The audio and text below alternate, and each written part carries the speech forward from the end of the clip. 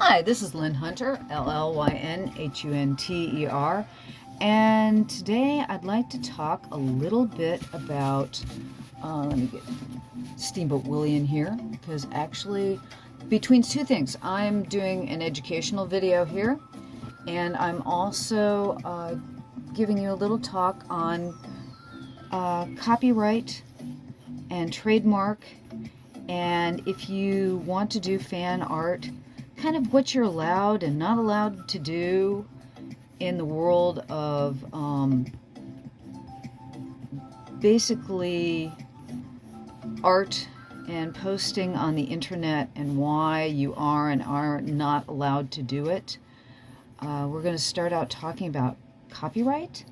Copyright is a thing that it came into existence early on in our history to basically protect people's or creators' rights, inventors and artists who come up with licensable creative things, to be able to make money off them for a while and protect them before somebody else comes up with a similar thing, or who can steal that thing and use it for their own. So you have a brief period of time where you've got the art yourself.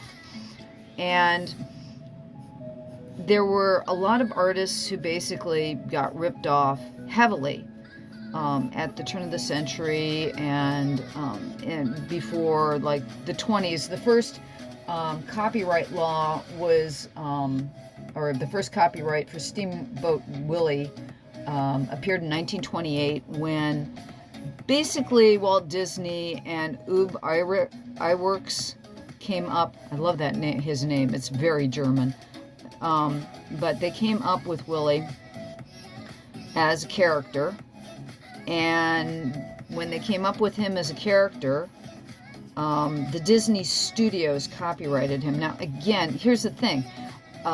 Disney came up with the idea, I want a mouse, and then Oob drew it. So it's like, again, it was a company that established the copyright for him. So, but Oob, being an employee of Disney, did not own any copyright to Mickey. And that's what happens when you do work for companies like Disney or Universal and you're an artist.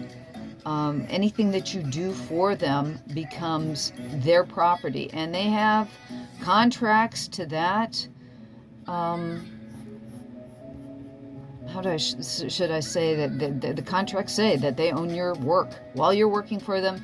Disney's got this huge contract of, I own everything you do while you're working for us. Sketchbooks, ideas, everything. And anybody who's working for a company like Disney or Universal or Warner Brothers signs one of these copyright or these contracts that say, we own everything you do forever in perpetuity, which is and is not true, because while you're working for them and they pay you to do it, yeah, anything that you do for them belongs to them.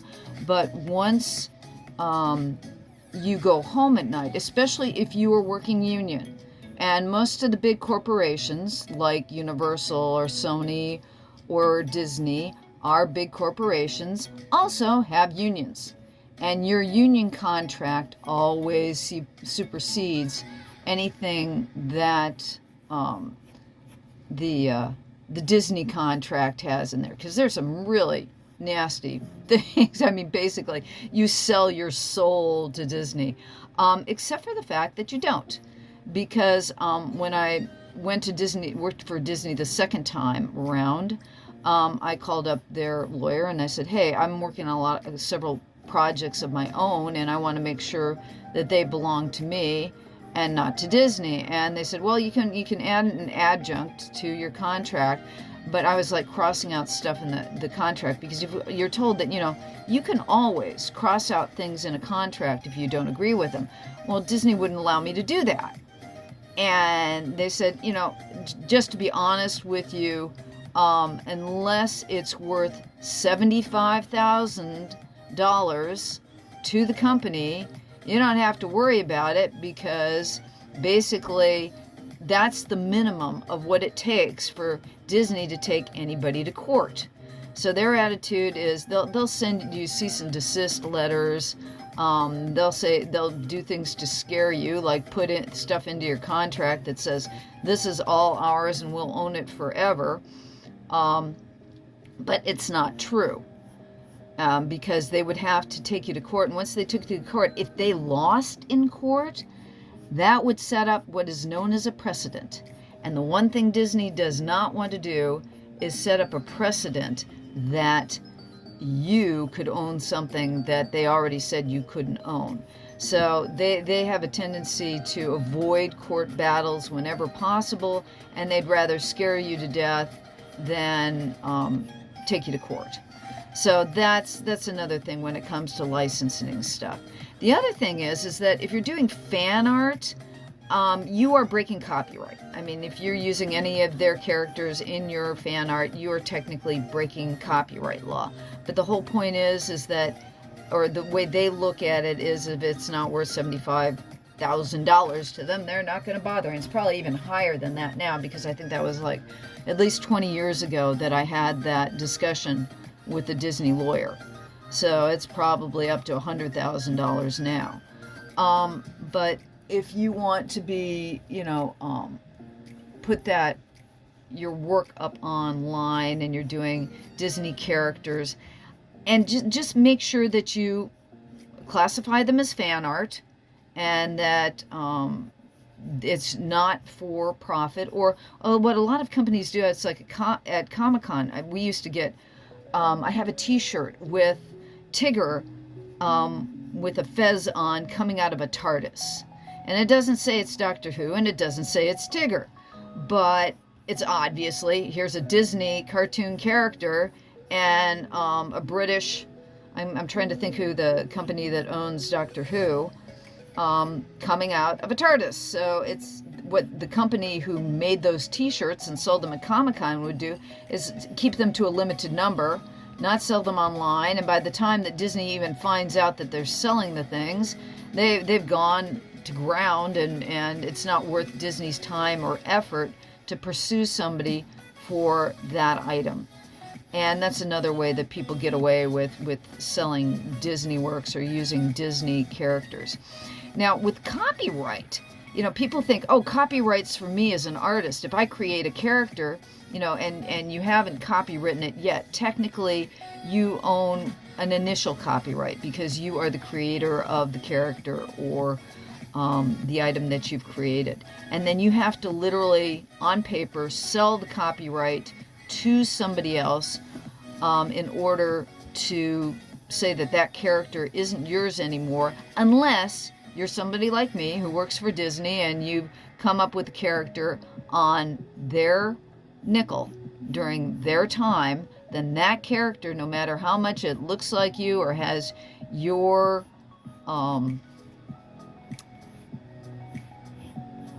personality and style and design, belongs to them. So that's a bit about copyright. Now, the copyright, the way we have it today, it started where it was, you would get 28, let's see here, before it went you'd get 28 years, and then another, what was it? I wrote it down here, and now I can't find it.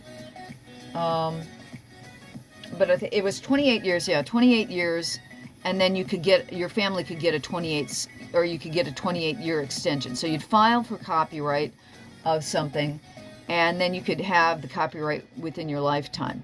Then in 1976, Disney put out had the copyright law changed actually for Mickey Mouse, and added another 56 years to that copyright law. And then finally in 1998, one more time, they did another copyright extension to extend it to 95 years. And this was all done to keep Mickey Mouse in copyright, because they did not want it to get out into public domain. Because once it's in public domain, it's like Alice in Wonderland or Peter Pan. A lot of the characters that you know as Disney characters are not Disney characters. They are public domain characters that Disney used in its cartoons. It was like, okay, this is a story that everybody knows. Snow White and the Seven Dwarfs. It's a Grimm's fairy tale. Anybody can use it. Anybody can rework it. Anybody can do anything to it, because the Brothers Grimm, who wrote it down in the first probably copyrightable form, were long dead, and it was in public domain. All the Andersen fairy tales are in public domain, even though one man, Hans Christian Andersen, wrote those fairy tales. Those aren't national tales the way, say, the Grimm's Brothers fairy tales were made from traditional German fairy tales, whereas Andersen wrote his own fairy tales.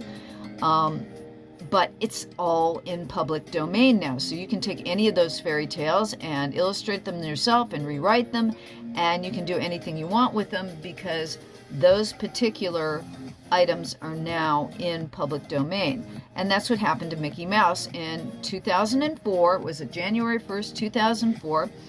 Steamboat Willie came into public domain, because the film itself has been around for 95 years, so technically Steamboat Willie and the Mickey Mouse in Steamboat Willie has come into public domain. So he's not a character who can be owned by Disney anymore, but it's the Steamboat Willie character. Now, Disney claims copyright, or not copyright, excuse me, trademark on Mickey Mouse. And I personally would debate their ability to hold trademark to Mickey Mouse. But the thing is that a corporation doesn't die. It's not like a human being. We want to keep copyright to ourselves because we're basically humans and we die. And we'd like to pass on wealth to our children, at least. That's the one thing is that we can accumulate wealth in life. And the things that we create, we'd like to pass on to our children. But with something like Mickey Mouse and Steamboat Willie, this is not being, iWorks and his family, unless they've got stock in Disney, aren't getting any money off of it. One of the things that I found frustrating was the idea that everybody who ever worked on Snow White, in the original Snow White, when they re-released it, did not get any additional money because, their father or mother or someone in their family worked on the creative process of Snow White, unless they actually owned stock in the Disney company.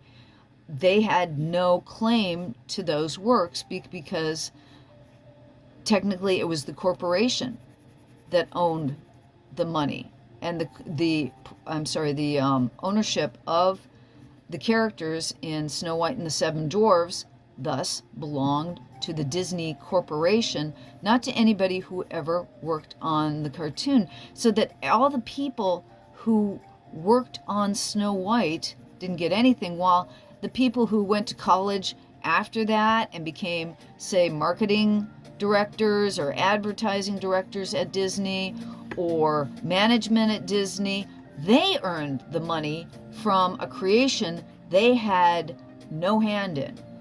And that's always, I found a bit not fair. I mean, here are people, you went to business school, you didn't have any hand in the work of creating this masterwork, and yet you are the ones who get the new house or the Porsche because you happen to be the marketing director on the re-release of Snow White and the Seven Dwarfs. And I'm not sure, how we deal with that in modern society. Now, again, with your fan art, if you are doing fan art, and it doesn't matter, whether it's on SpongeBob SquarePants or some anime or what have you, the bottom line is the way most studios look at fan art nowadays is that you're not making that much money off of it anyways, and it's free publicity for their studios. Most of the times, that's the way they look at fan art. So you are breaking the law, technically, for the most part, if you are using a copyrightable character in your art. But here's the other thing. As long as you put a C Disney on it, or a copyright Disney, or a copyright Sanrio, or something like that on your artwork, that will cover you for most copyright situations. And then, on the other hand, if you're not making that much money off of it anyways, unless you're really you're doing really great, they're not going to come after you anyways. And then there are some fan art people who actually, the companies themselves have come after those people to use them because, wow, your fan art's really good. We want to use you for our licensing products. So fan art does not have the negative cachet in that respect that it used to. So if you are using fan art as a way of learning how to draw, or you enjoy doing fan art, I wouldn't be as worried in this day and age. Go ahead and do it. It's a great way to learn. I really feel this is one of the first times I've ever drawn Steamboat Willie. I will always learn by copying other people's works, by doing things in the style of another artist. It's a way to promote the idea of Ub Iwerks and all the marvelous talent that he had and what he's given to us, and Disney for that matter. Whether you love or hate Disney or what he has done or hasn't done in the past, everybody's got their good and bad sides to them. And if anything, I look at Disney as being an introduction to a lot of fun for people.